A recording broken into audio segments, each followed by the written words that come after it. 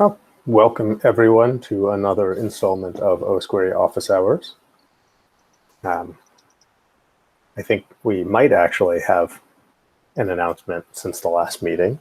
Namely, Teddy and I finished merging some PRs that touch basically every file. So y'all will have some merge conflicts and rebase trouble, but they're pretty mechanical. Teddy rearranged the header files, and we also updated every copyright block. So Osquery is now the official copyright holder in all the files. I guess we were already the official one, but now we committed it. So that's great. Thanks for doing that. Sure. And I think my impression is you guys were as careful as possible to do things quickly and have as few open PRs as possible. So hopefully this won't cause too much pain.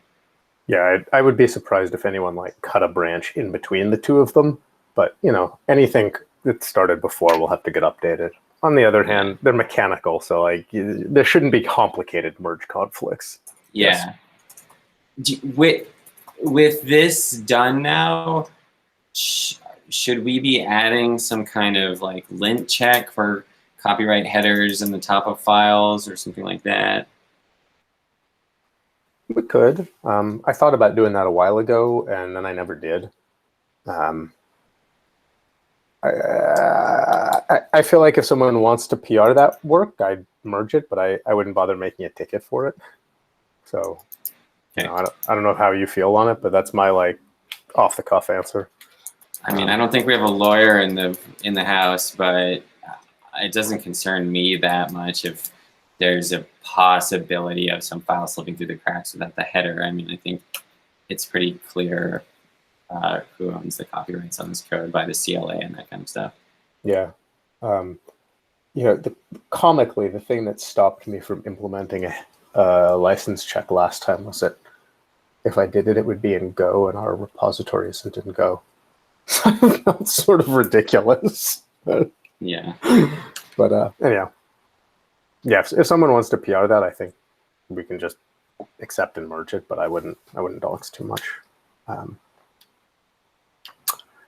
Next section is any community questions, issues, PRs. Anyone bringing anything that they want to discuss?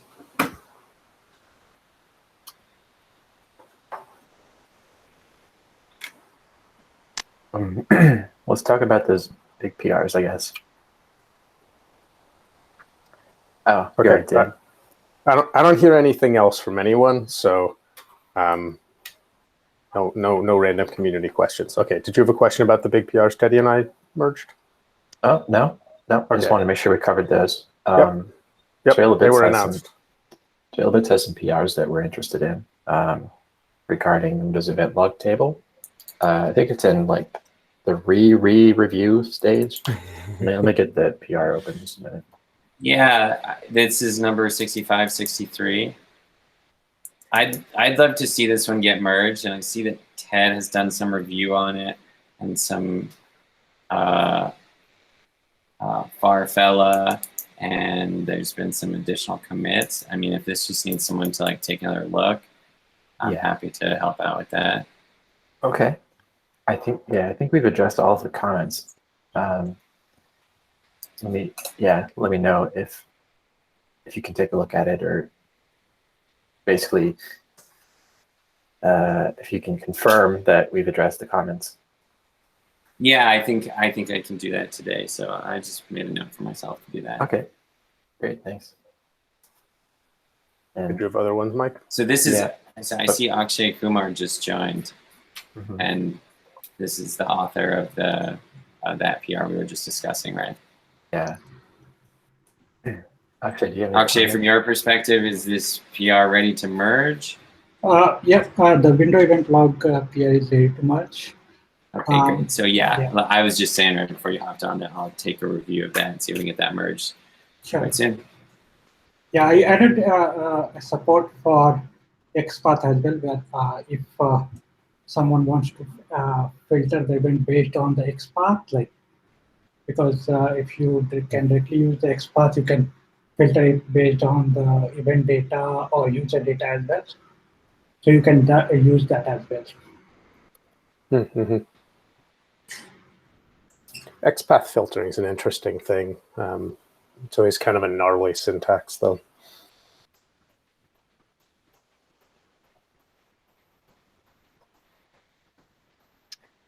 And then the other PR, or I guess a couple of PRs, were about the Yara table. I don't know if Akshay wants to mention what's ready there, but I have the first one is 6568. Yeah, so regarding this Yara table, I add in the signature rule. One of the comment Teddy mentioned about adding a configuration to enable it so that like anyone cannot use some arbitrary string to scan the file system. So I added that flag, and also I did a bit of improvement in terms of like how like the signature rule will be stored in the cache. So yeah, that PR is from my side ready to merge. So yeah, it will be great if you can review that. So we Hello. just need, we just need someone to approve that those changes have been made. So 6568 also sort of landed in a weird state because Teddy raised a concern that it effectively can act as a data exfiltration mechanism. And that's why it's now default off with the configuration flag. Yeah. Yeah, I feel like that's probably, I kind of want to just accept it, but I feel like Teddy's got a good point. I'm sort of mulling on it in the background. Maybe other people are too. So I don't know. I'll try and reread it and think about it though. Well, the configuration flag addresses it, doesn't it? I don't know the answer to that, to be honest. I'm wondering if there's like a middle. So I'm still thinking about it. So please don't take anything I'm saying as like a please make this change in a PR, right? None of this is a request. I don't know if there's an odd middle ground between like, well, I want to enable sort of ad hoc Yara rules, but I don't want to enable data exfiltration. So what do I do? Could I basically just not export the string match portion? Or does that make it a lot less useful to have the arbitrary Yara rules? Like, is the value of the Yara rules from the Boolean match, or is it from the what portion matched? And I feel like I don't know enough Yara to have a strong feeling there, but I'm sort of like trying to piece through that.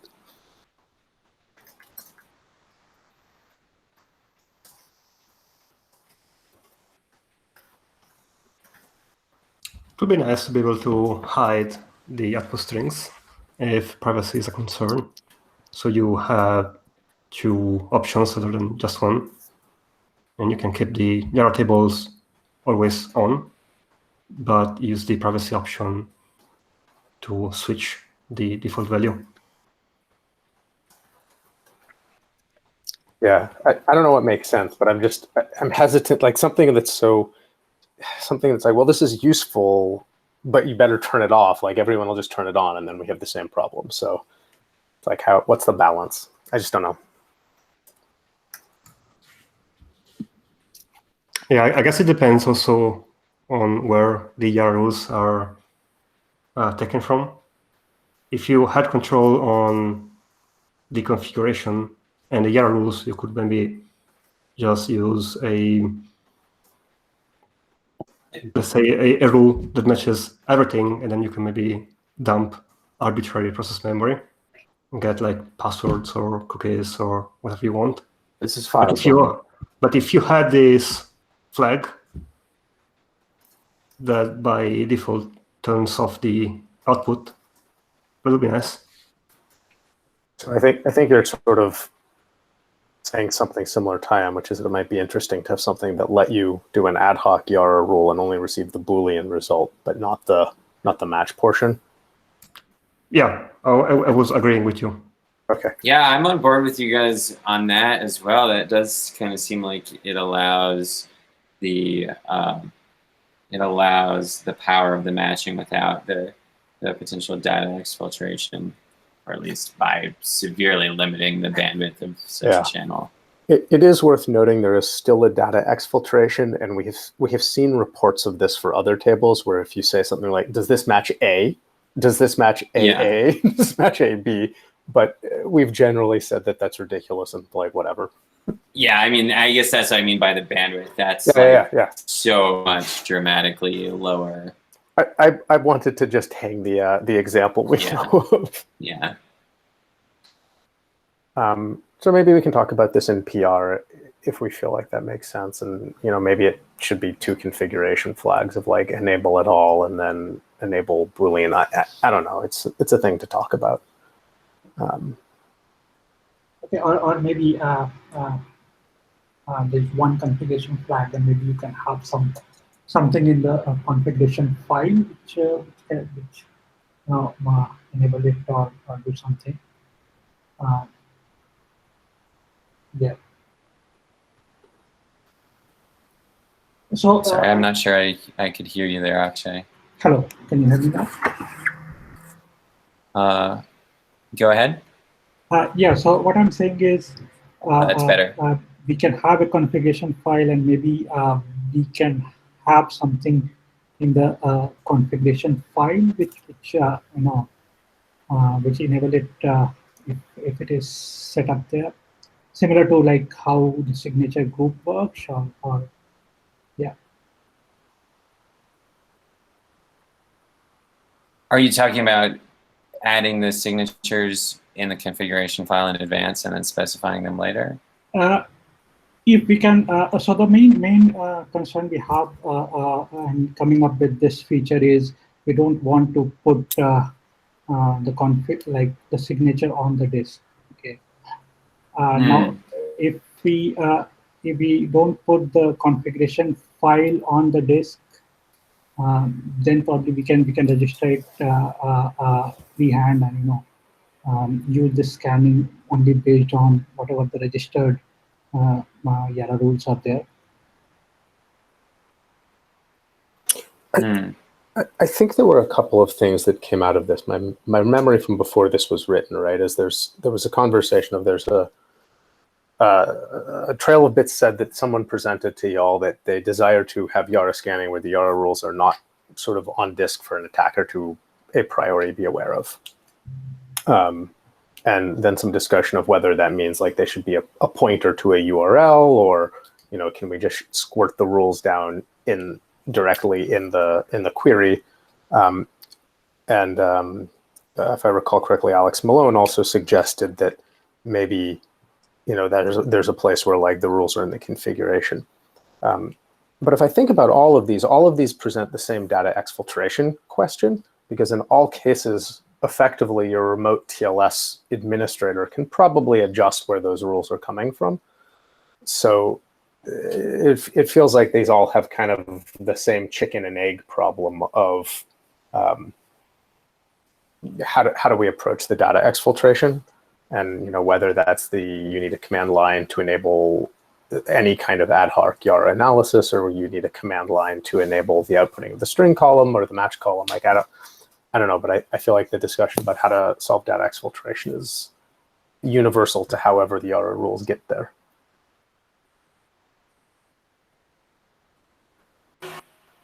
So I wonder if our next PR, which would be to provide the Yara table with the ability to download the rules from a URL, could be more trusted, since that would allow you to put the rules somewhere that potentially the Osquery admin can't do anything. Do you have a PR number? We don't. Actually, it's going to put a PR up soon, but it's in discussion in the blueprint. Oh, so there's an issue on this one? Yeah, there is. Let me get that one.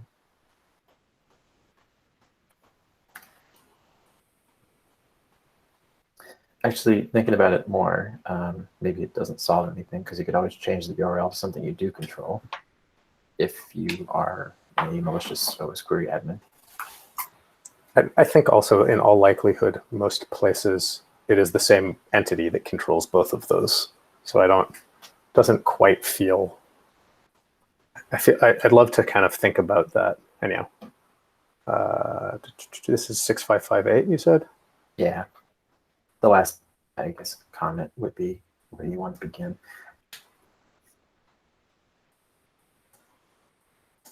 Is the question about this, is this worth doing, or does this alleviate the other Yara thing? Well, initially, I just had a thought that maybe this would be preferable to inline queries. But if I think about it, it doesn't have any difference in the risk model, really. The risk model is you have malicious admin, a malicious Osquery admin that wants to disclose files. And I think that anytime they have the Yara capability at all with content return as part of the way that it operates, that you could, no matter where the rules are placed or managed. Is this something that, would you want to implement both of these, or? Yes. Okay. Although we're taking like kind of a shotgun approach here. Ultimately, we just want one of them, but we really want the HTTP one. I'm sorry, say that again? The inline query model is not ideal because you have to supply a lot of matching signatures on the command line or on the query. So the best way would be to grab a file with all of them and then point to it. And would you just extend the query syntax to basically include a rule by URL or something, or rule file by URL? It'd be a configuration-based approach. So, Yeah, so go ahead, go Akshay. ahead. Yeah, so it will be a configuration-based approach. So you will have to pre-register the URL with the configuration file, and you can pass whatever name it has been registered with the query. Okay, I can discuss in the issue, I guess.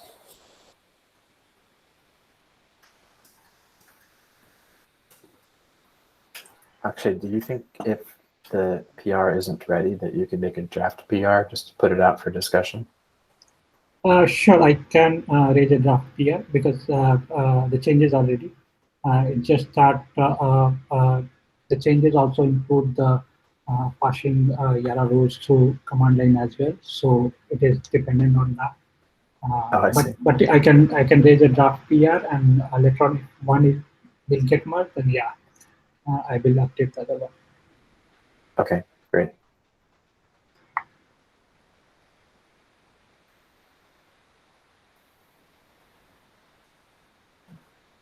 Anyone have any other discussion, questions, PRs? I have rebased again the one about extended attributes. It had an issue with the new include path, but it should be fixed now. So I'm waiting for the CI to finish. Oh, cool. And yeah, sorry, I forgot about it. I don't even remember if there was much to discuss about that. I think that was a thing we thought was neat, but just needed like rebasing and freshening up or something. You're talking about 6195. Yeah.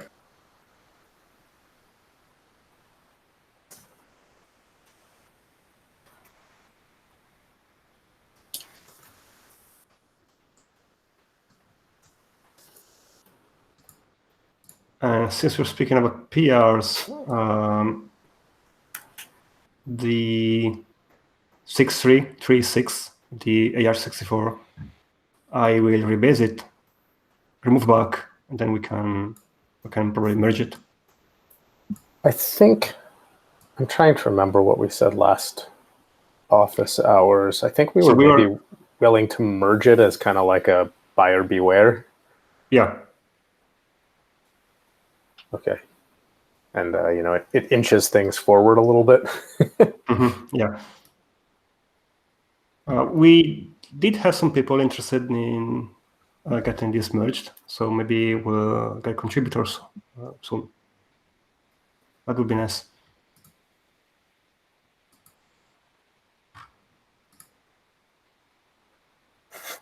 Want to call this all Trail of Bits, Mike? Is that where you're going? The extended attributes one was. The AR64 is not ours. You know, it's all blurry, right? I mean, we've maybe helped or whatever, but it wasn't from us. Yeah, just a little.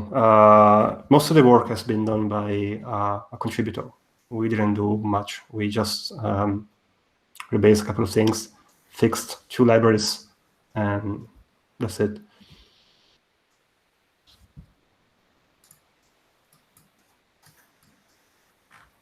Okay, well, I'm excited to see that merge, and maybe people can start iterating some more in Arch64.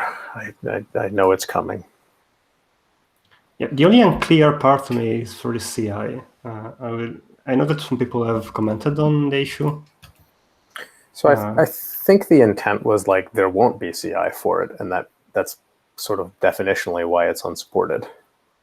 Yeah. And it makes us all a little bit nervous to have something merged without CI, but it also feels like a kind of compromise around what we can easily do in pushing the ball forward. And we have CI on our supported platforms, and hopefully we'll eventually get CI for this one and make it supported and not just kind of like a half done thing.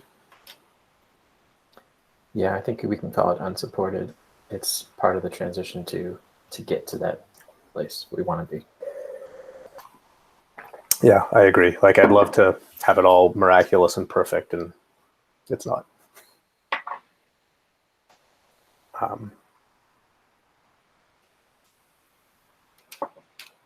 Guess I can. Teddy left us a couple of questions. One of them was about Windows 32-bit support, which is PR 6543.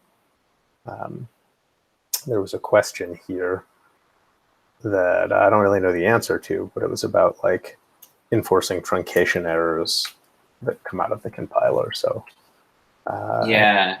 So I took a look at this. Am I muted? Oh no.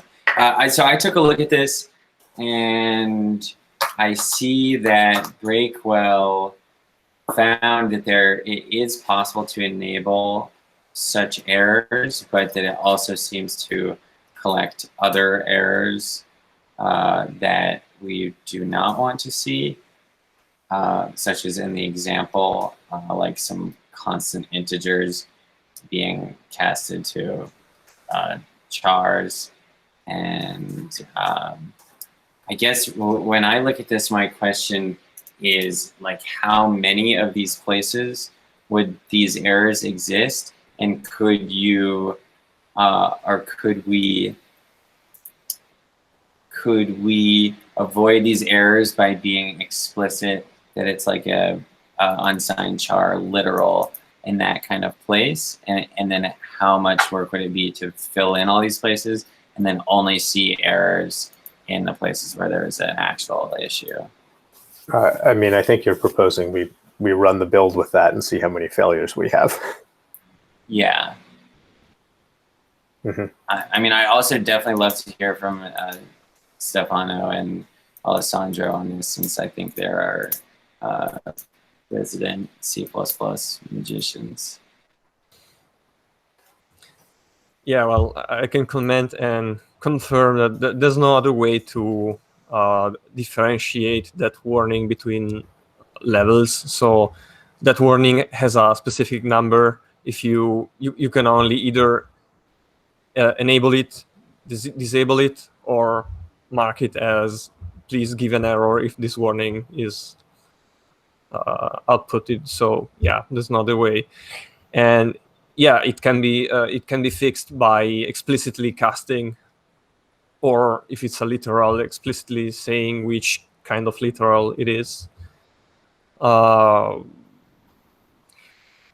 It's a bit annoying. This is something that has been inherited from C, and it's sometimes, even when you cast, you have to very, very careful, because it's also easy to do errors there. So yeah, I mean, if we have to, if the objective is to correctly support Windows 32 bits, I don't think there are many other ways to detect that, and we have to bite down the bullet of explicitly doing casts. It's not that fun, but yeah. As a naive question, it's emitted as a warning right now. It should be, yeah. Can we do something sort of hideous like string parse the pile of output, the pile of warnings? So you mean, okay, having something that decides? I mean, yes, you could actually collect all the warnings on a file, parse it, and then make it the CI fail. Yeah. Is this better or worse though? I mean, I don't know. It's there. In the sense that it will work for the CI, obviously, but it's something that one thing I could say is that you have to wait for the CI to know that you are correct. So you cannot, or actually, you could do a tool that works even locally. Not that I saw it done many times, these kind of things. I'm not sure. I'm a bit. I have to think about it better, but I mean, it's like a glorified grep, right? And like, it's kind of a hack, but like, is it less cumbersome than making explicit casts everywhere? yeah, because technically you should be correct in not doing letting all those implicit casts. At the same time, though, there are several corner cases where it is tricky to give the correct answer.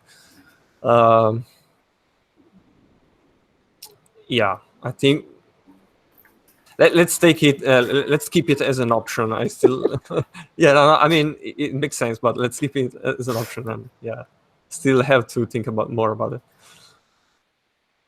Would Stefano, in your understanding, with these kind of implicit casts, I see the error says that that there's a possible loss of data. Is it also possible that this kind of thing results in like buffer overflow kind of issues and introduces like security concerns because of that?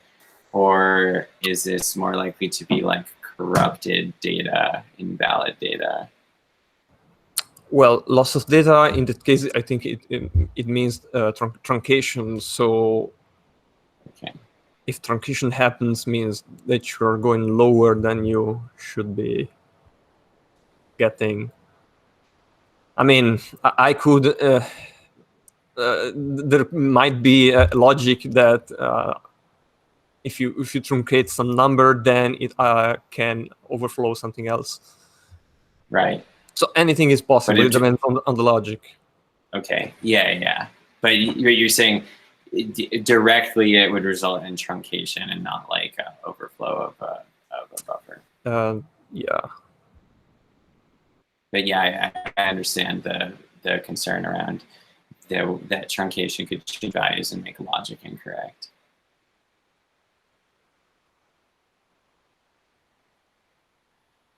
So it looks like maybe Clang can also. Sorry, I have to run another meeting. I was going to say, it looks like Clang can also alert on this, maybe, the explicit or implicit casts.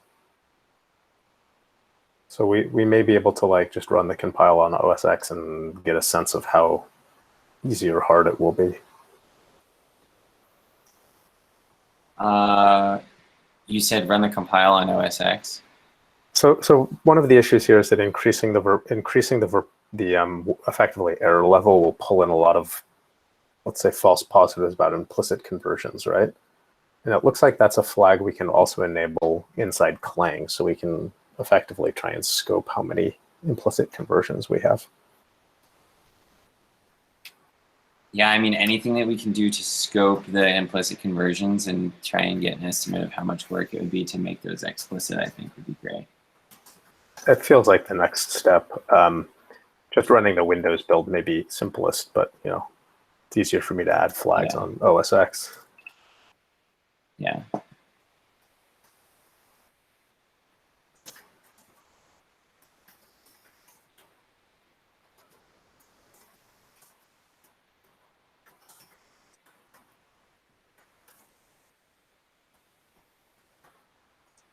Okay, let's see. Moving on to some agenda items. Teddy says he is starting to take a look at the lots of SST files problem. So if anyone has a sample database or reproduced conditions, maybe please get in touch with him on that. I don't know if we have any open issues on that, so maybe I'll try and find one and create one or something. There should be one, or Yeah, rather there's at least several of them. maybe two. Okay, I will find issues and link them in or something. Yeah, I think some of them got closed, so there should be one at least open. Okay. Teddy also sort of ponders whether it's worth adding a max Osquery DB size, and if we do, what happens when it's exceeded?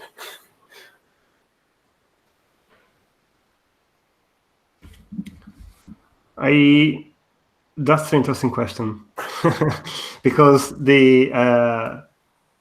I'm not sure whether the max size is on the whole database or on the SST files that are waiting to be flushed inside the database.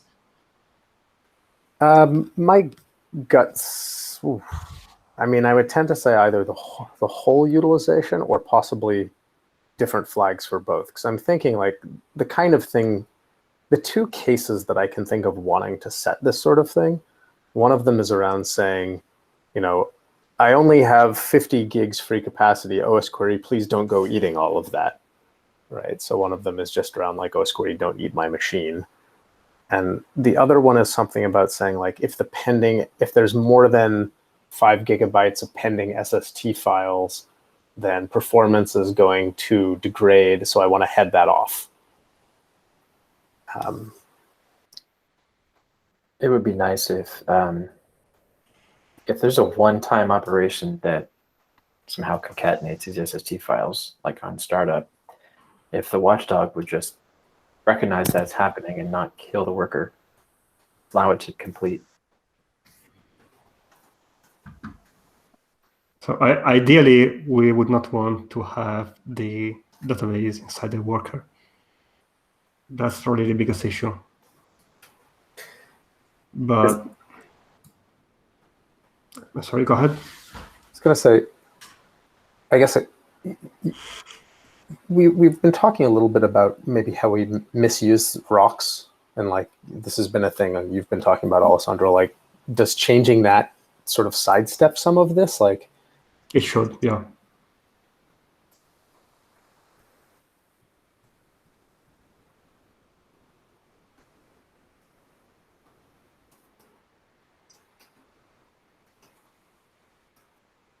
I mean, I think beyond the SST issue, it seems like if we're going to enforce a max database size, then we start to have to make decisions around what data gets flushed in what order. And we already have flags that control the buffering of events, 2 different flags. And then we also have flags that control the buffering of logs. So if we can resolve the SST issue, then maybe those flags are sufficient. But if not, I think we need to clarify in what priority data is purged. I think if you think about endpoints, there is always a max size on disk because at some point you fill disk. So there's sort of an implicit max size. So what happens when you fill disk today?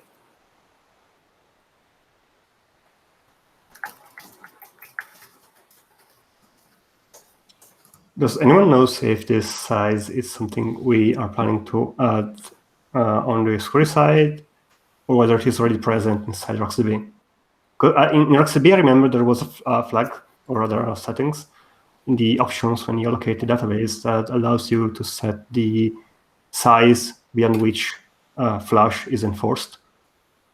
But I don't remember a setting that would just lock the database when it reaches a certain size. I know there's a limit on how many SST files can be opened. There is an integer that specifies how many file descriptors RocksDB can keep alive. But I probably just read the documentation.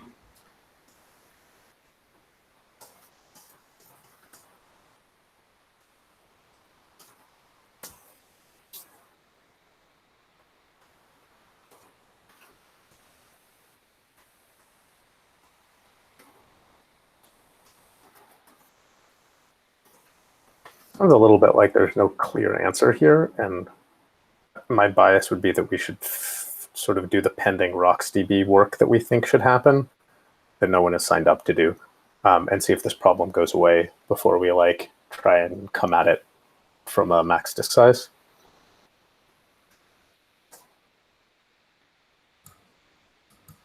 Yeah, so refactoring RocksDB should improve things quite a lot. We may still end up having this problem if the machine where Osquery is running doesn't keep up with the database writes. So it's nice to keep thinking about how we can handle this specific case, this failure.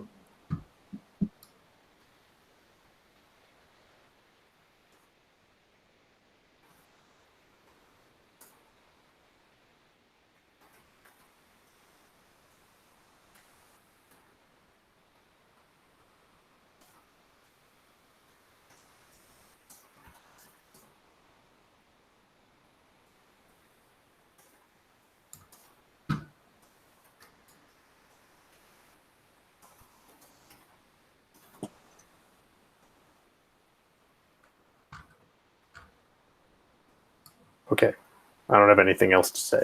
Anyone else? No, but I will try to take a look if there's a quick and dirty way to test this change I wanted to make, and then maybe create a branch somewhere. I will speak to Teddy first, see what he's working on. I don't, from his single comment, I don't think he's working on this. I think he just sort of had a thought, but I, maybe I'm wrong. He also mentioned that he is planning on some more refactoring. He's planning on moving the ephemeral database plugin, making some cleaner APIs around the database. That probably feels like something you want to pay attention to, Alessandro. Yeah.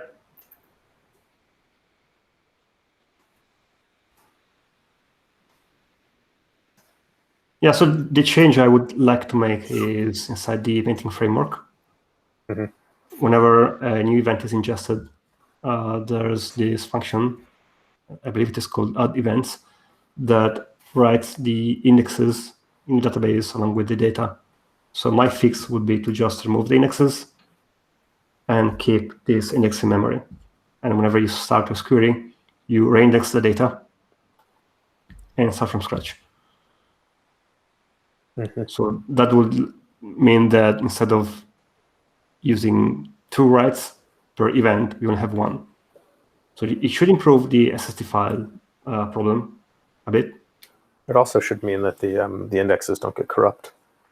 Yeah, that's in my limited experience with debugging database problems in Osquery. Whenever an Osquery instance doesn't send events anymore, it's because something in the database format has changed and the migration has failed. It's reasonable just to do it.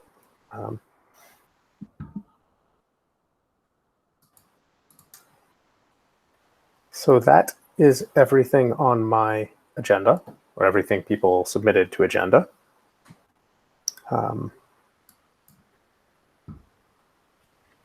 Anyone want to bring up anything? One more PR.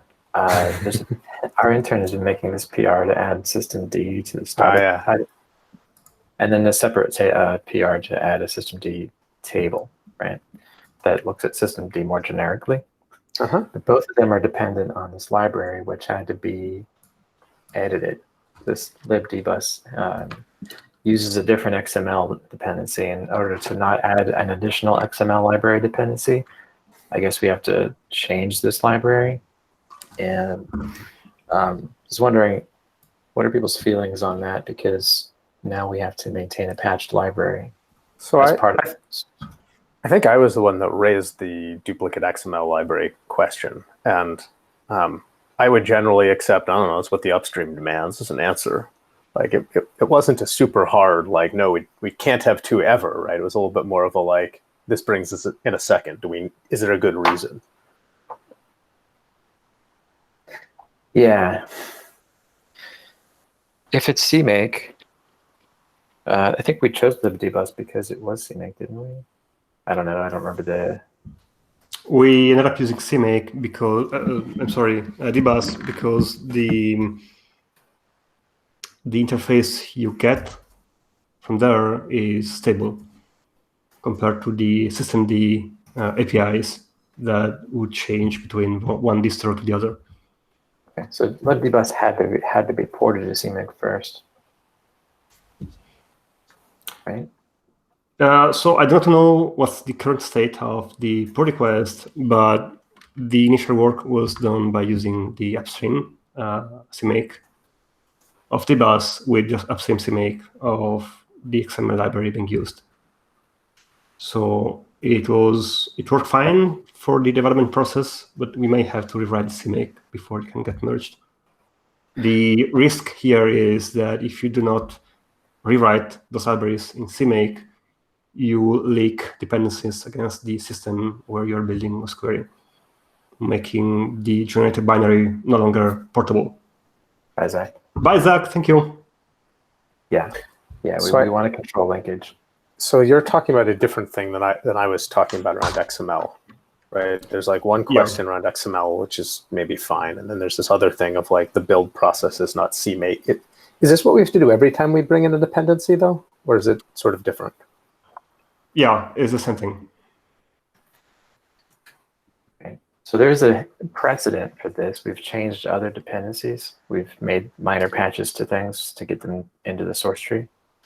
No, so I mean, we do have a patching system that Stefano has implemented. We use it as a last resort for things like, for example, Google logging framework, where the CMake is kind of fine, but they still rely on the CMake version 2.8, which changes the policies on how things are handled and causes issues inside the query.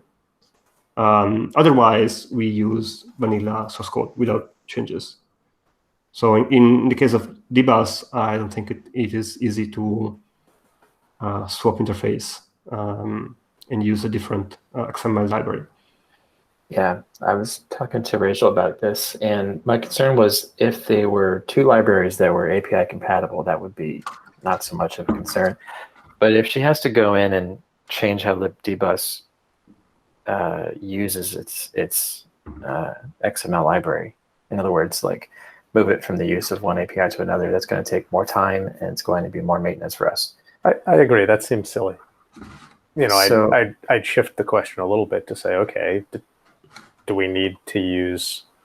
So I'll say if there's a good reason, then it's fine if we have two XML libraries in Osquery. It just feels kind of weird, right? But like sometimes we do weird things because we're trying to link to every API in existence. You know, the other question is the other place where we use the XML library. Is it easy to change it over, and is that desirable, or should we just accept that we have two right now and that's fine? Like, you know, it was a soft ask I made on the PR, not like a. yeah, we don't know. I just tried to figure out what's the path from where she is in this draft PR to a acceptable PR. So we're trying to identify the last things that she needs to get done. It sounds like primarily the CMake is the concern, not this transition to our XML library of choice, at least just because it's the lesser of two evils. Well, the CMake thing is necessary, but like, Yeah. I mean, I'm not at all opposed to bringing in another XML library if that's just what we need. You know, it'll make the resultant binary bigger. But on Linux, right?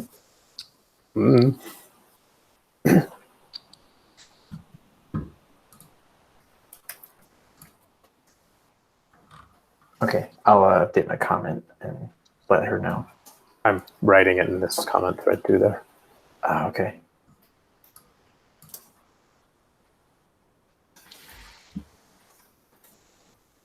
Does GitHub Markdown have a strike through?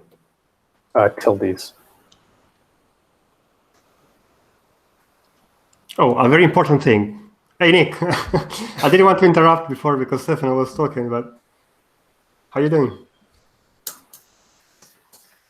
Oh, he left. What? Hey, Stefano. Hey, I'm back.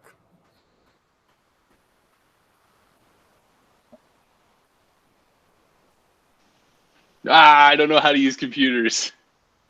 Oh, there you are. I meant to unmute myself. Muted? I accidentally hit the hang up button because I'm a real smart guy. Nick, Seems like a bad UI design decision. I do that at least once a week. I'm glad it's not just me. I was like, why are they so close together? I go for the big red button because it's shiny. Frequently both red colored. Right. Oh, goodness. I'm doing well. Sorry I haven't been present for the past couple of weeks. It's like there's always just been meetings. Things just did not align. And then I had a meeting today that ran over, but I meant to be on time and I was just late. So it's good to see everybody. Good to see the train moving so well. So we might be done with anything that resembles an official agenda. I don't know if anyone has questions or chattering they want. Like, you know, we're here. Perhaps some of the unnamed Apple employees in the room can get me a AMD 64 Apple Silicon build machine because Apple has not replied to my requests. There's no Apple employees in here, are there? So Trail of this did get one, but I have yet to get a shell account on it. Oh. There's someone else in our community also has one. Sam Keeley, maybe. Oh yeah, it would make sense if he had one. But I feel sort of weirdly annoyed that Apple hasn't even replied to my requests. I don't have one. If it makes you feel any better, I have no access to them. I've been trying too. I can't even get one.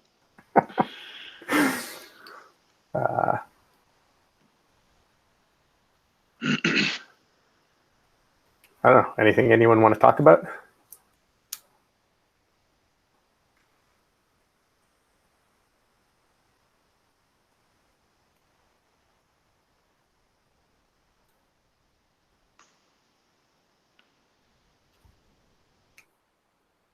We do have a little standing agenda item here saying we could talk about some old PRs.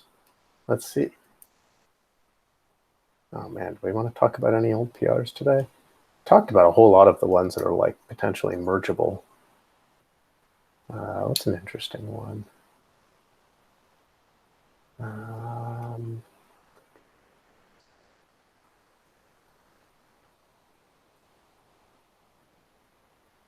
Where did we land with that? App Armor's events table. That's an old thing.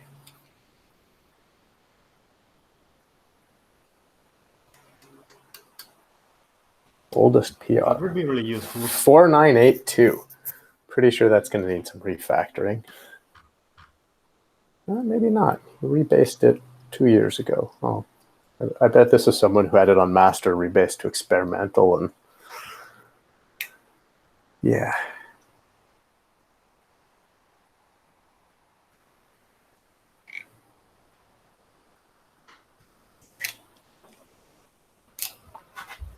Well, at least we can follow up with him asking for the CLA and for addressing those conflicts, rebase conflicts. So. Looks like he's involved. He's commented within the last 6 hours. So I think this is an active PR again. That's exciting.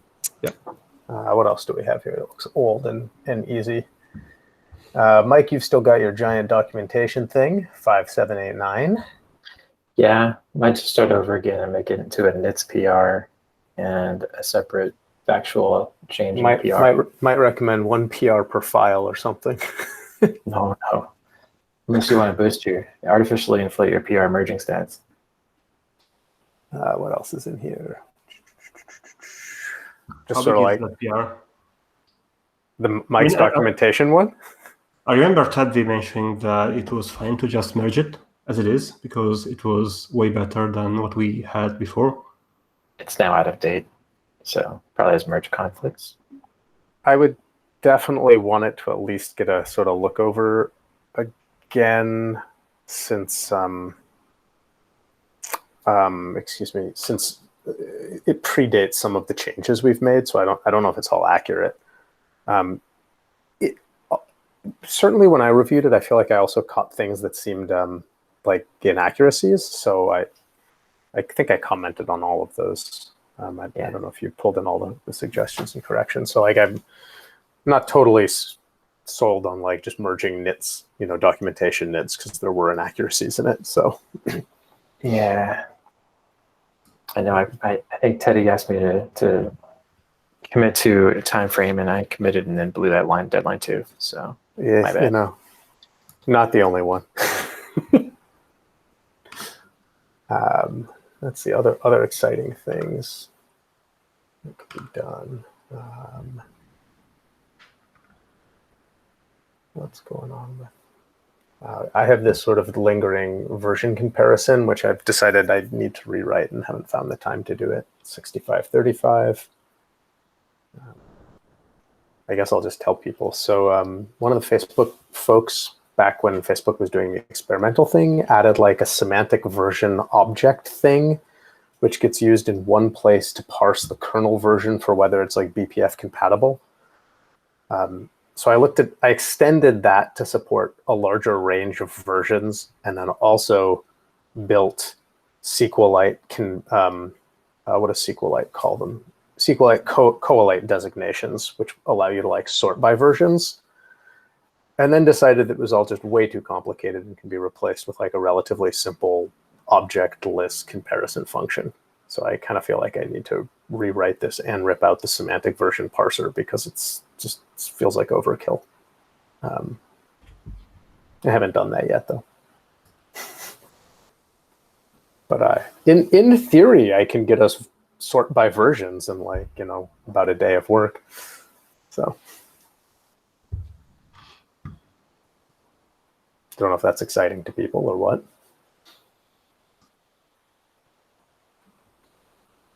Can you make an example on how you would use it? So we have a whole lot of places right now where we have versions, and we have no way to sort or compare them in checks or in live queries or in scheduled queries or in tables, right? So you can't do anything like, say, select from Chrome extensions where version less than X, because you have to do version parsing application side. So you can do that with a bunch of really ugly string split functions, split this into major, minor, patch, build, and then compare each one of them in SQL, which is just really ugly. So I built it in SQL. Okay. That's really cool. It's kind of neat. Like we don't have any collate functions yet. So like we haven't done this in SQLite, but you can do things like say, select star from apps, order by version. I mean, why would you do that? Of course, but it becomes possible at least. I feel like one of the things that I tend to think about is a little bit more around how can I build functionality that people might want to use for other things. So like the immediate use case for us at least is in, we often sort of want to do like select star from Chrome where version less than X is a common thing. And being able to do that in nicer SQL is good. And then you get these other interesting things where it's hard to know what you do if you had version comparisons until you have them. Yeah, maybe you can even use it for discovery queries.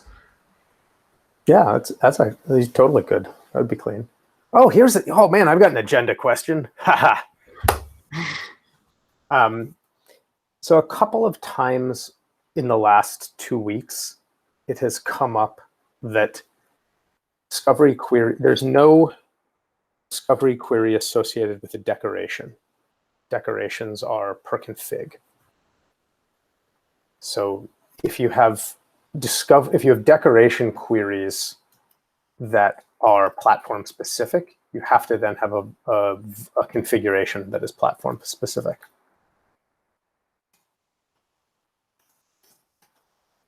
Does that problem make sense to people? Are you going to make a blueprint? I mean, I'm going to talk to y'all before I make a blueprint.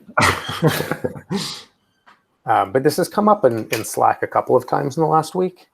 Yeah, I think I saw you discussing this the other day.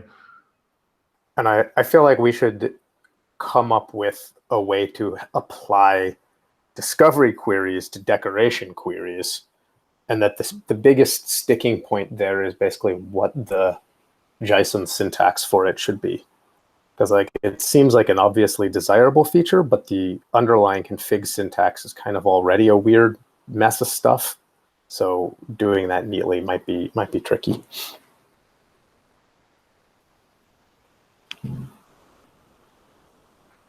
Anyhow, I guess I'll make a blueprint. I don't have anything to say really.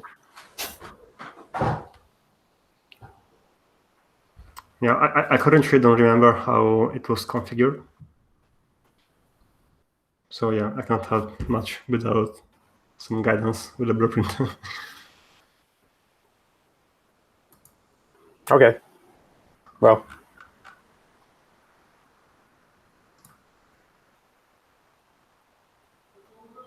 If that's it, maybe we end it.